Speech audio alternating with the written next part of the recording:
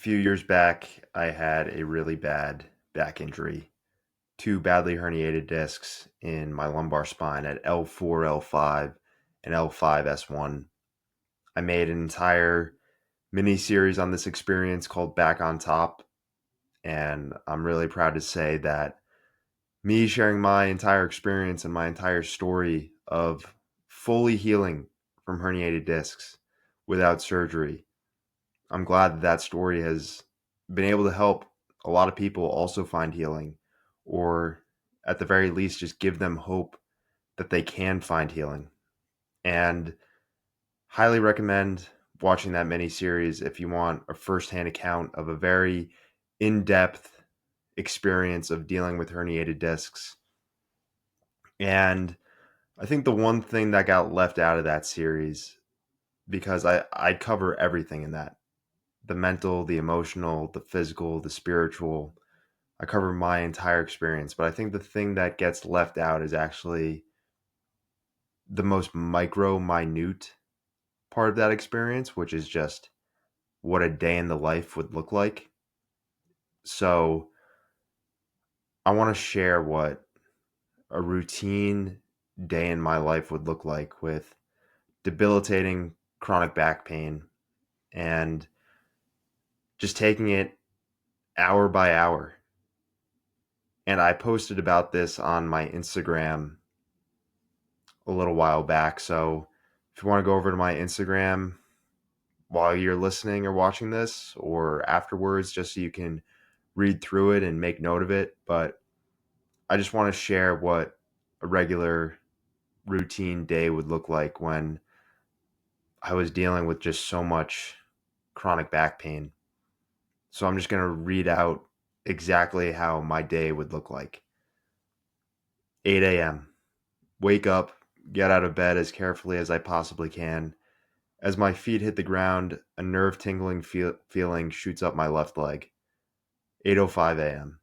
Limp to the bathroom and stress that something will feel off. I learned early on that my affected spinal nerves controlled my bowel and bladder movements, and it's on my mind every time I go to the bathroom. 8:15 a.m. Take a shower. Have the delusional hope that the hot water hitting my back will be what heals my pain. 8:45 a.m. Get dressed, put on shorts with my legs fully extended because it's challenging to bend my legs. Never put on socks because it hurts too much to be in a bent over position. 8:50 a.m. Put on my back brace. 9 a.m. Go to the kitchen to cook my breakfast. Make sure to have one of my family members leave out a pan and cooking spray so I don't have to bend over and struggle to get these items where they usually are. This becomes so routine that I don't even have to ask anyone to do it. 9:30 a.m. Eat breakfast standing up since it hurts too much to sit down. 9:40 a.m. Go lie down and ice my back for 20 minutes. Directions I'm given from my doctor is to ice 20 minutes for every single hour that I'm up. 10 a.m. Finish icing and go back to my room for class. Take my class standing up with my camera on, or email my professor and say my camera will be off because I will be taking class from my bed. 11 a.m. Finish class. Ice my back for 20 minutes. 11:30 a.m. Go lie down in bed. Do some reading for class, research back pain, or watch chiropractor videos. The cracking sounds in the videos are oddly satisfying. 12 p.m. Take another class standing up or in bed. 12:50 p.m. Stress about going to the bathroom. 1 p.m. Ice my back for 20 minutes. 1:30 p.m. Eat lunch standing up. 1:45 p.m. Go lie down on the floor and watch some TV so I don't have to continue being in my bed. Can't sit on the couch. Hurts too much to sit down. 2 p.m. Ice my back for 20 minutes. 2:30 p.m. Stress about going to the bathroom. 3 p.m. Ice my back for 20 minutes. 4 p.m. Put on my shoes while I fight through the discomfort. 4:05 p.m. Get into my car very carefully and drive 20 minutes to go do spinal decompression. Bear the pain and discomfort while I'm driving. 4:25 p.m. Get out of my car very carefully. It feels extra hard to walk as my body is achy from sitting in my car. 4:30 p.m. Do spinal decompression for 20 minutes. It feels good in the moment, but by the time I'm in the elevator and leaving the building, The relief is gone and the pain is back. 5 p.m. Get back into my car very carefully. Sit there for a few moments. Hopeless, depleted, broken. Speak to myself out loud. There's a reason why you're going through this. Not knowing what that reason is, but having faith that there must be a greater purpose for this. 5:05 p.m. Drive 20 minutes back home. Bear the pain and discomfort while I'm driving. 5:25 p.m. Get out of my car very carefully. It feels extra hard to walk as my body is achy from sitting in my car. Really demoralizing since I just finished therapy work that is supposed to make me feel better. 5:30 p.m. My parents ask me how spinal decompression went. I lifelessly say, fine.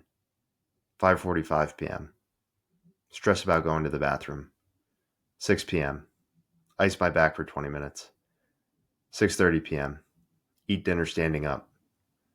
6:45 p.m. Talk with my parents about how nothing is working and how none of the pain has gotten better.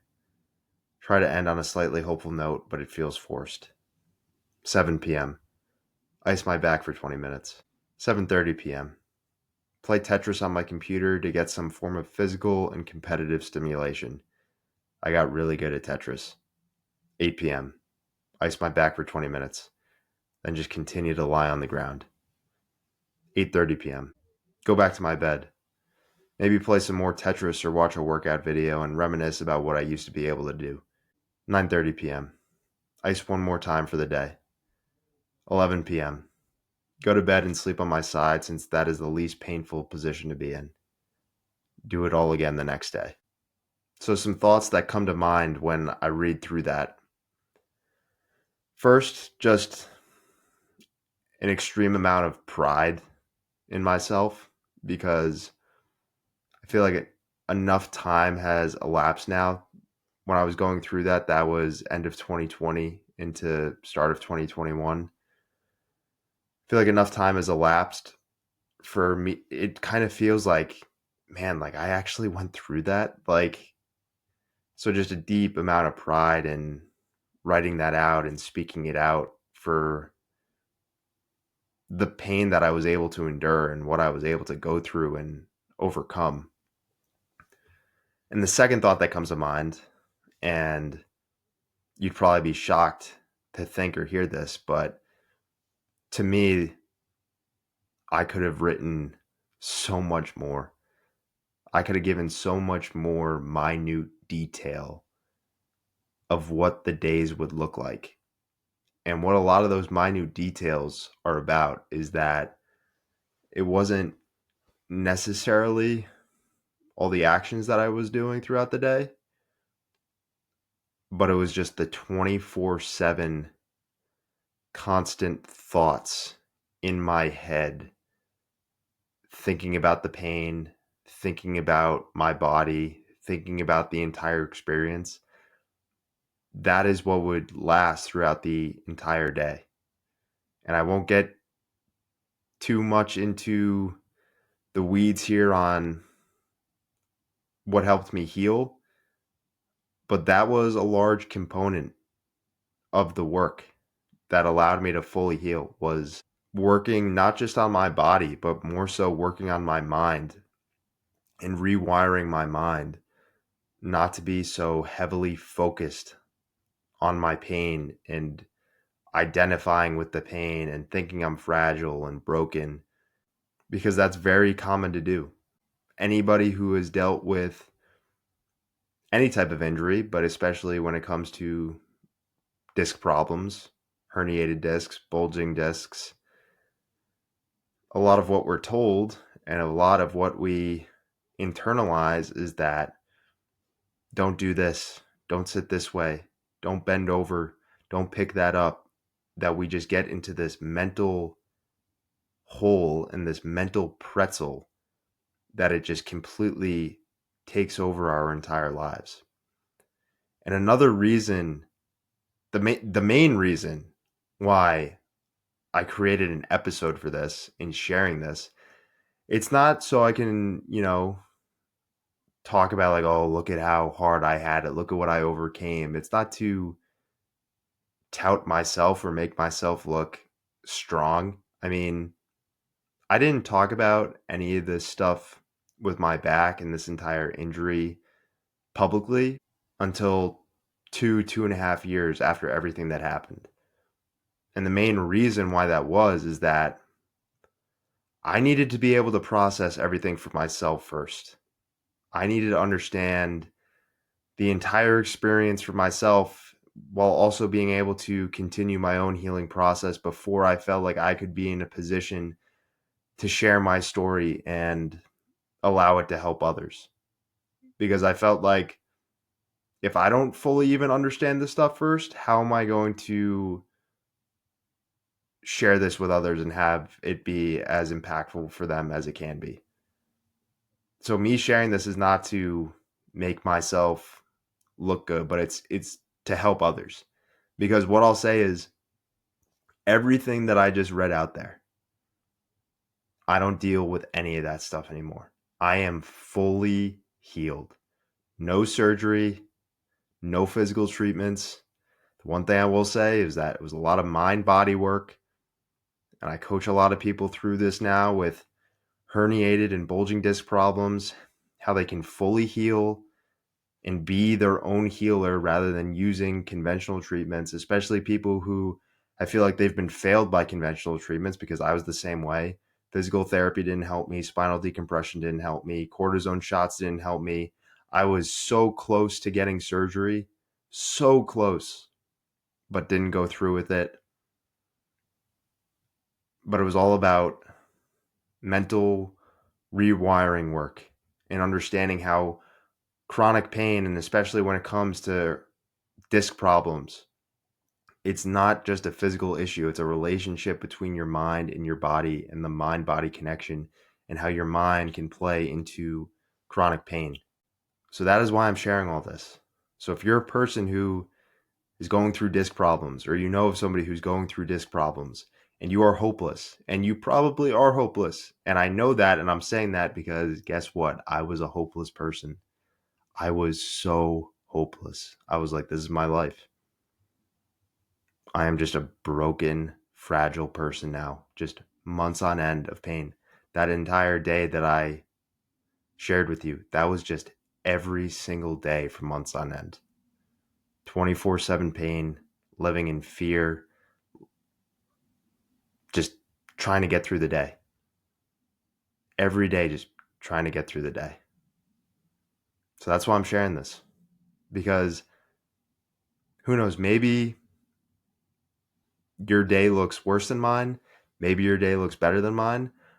But take that day that I shared with you of what my life looked like, and understand that the final plot point on that day was ultimately, I'm fully healed. No more pain. This doesn't control me anymore. And take that as confirmation that you can have that too if you're dealing with stuff like this. But even if you're not dealing with this problems, even if you're just dealing with any type of struggle or problem within your life, understand that you can be okay with not knowing when relief or healing will come, how it will come, but just understand that it'll come some way. Because I was the same way. I was like, I don't know when, and I said it there. When I would finish up spinal decompression, get back into my car in so much pain, through the pain, I would, not confidently, but I would just say out loud, there's got to be a reason for this. There has to be. Just blind faith. There's got to be a reason. And as I've continued my healing process, and as I've continued to progress past this, and as my relationship with pain has continued to evolve, I have found a lot of reasons for why this has happened. I have found those reasons, and I've been given those reasons. And as I've said, my relationship with pain, it has evolved a lot. It started, like I said, end of 2020, where started feeling pain. Then it got really bad to the point of just debilitating pain that controlled my entire life, to the point of I'm going to be living with this pain for the rest of my life, to, oh, I'm starting to get a little bit better here, to, wow, I am really starting to heal, to, wow, this pain is a gift. This pain was a gift in my life, to now that pain helping me in other areas of my life and just becoming a much more transformed, evolved, and authentic person and true to who I am. And now my relationship with pain has evolved even more into, all right, now I'm going to help people with that same cycle. I'm going to help people have that same type of trajectory and journey with pain, because that's what this type of work is about. If you're dealing with a herniated or bulging disc problem and you're in a lot of pain right now, you and I are not different. We are just at different points in the journey. Healing does not exist without pain. You need pain to heal. Pain is a stepping stone to healing. It's not the antithesis. So, as hard as it may seem right now to believe it, your pain is a gift. Your pain will be one of the biggest benefits that has entered into your life. And if you think I'm crazy for saying that, if you don't believe me, please reach out to me, because I would love to talk with you and learn more about your experience and explain to you why and how, more so the how this can be such a gift by the work that you can do, the work that helped me. I help a lot of other people with the now in terms of understanding the mind-body connection and how that plays into chronic pain and how you can fully heal. Because that's one of the biggest things. Maybe you think, oh, I'm going to try to manage this pain the best as I can. No, you can be in a place where this pain, feeling the chronic, just debilitating pain, you don't have to feel it anymore. You won't feel it anymore. And you may ask me, oh, well, how bad were your herniations, or how bad were you? Maybe I'm way worse. With all the people that I've talked to, I think there's maybe one person who was worse than me in terms of an MRI they were given, or a diagnosis they were given. One doctor that I met with said these are some of the worst herniations I've seen in my entire career. And the guy had been practicing for over 20 years. Another doctor told me, you've done some serious damage here to your body.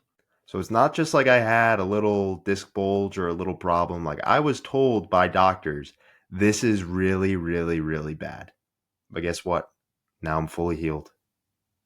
No pain, no lingering problems, no fear, no believing that I'm broken.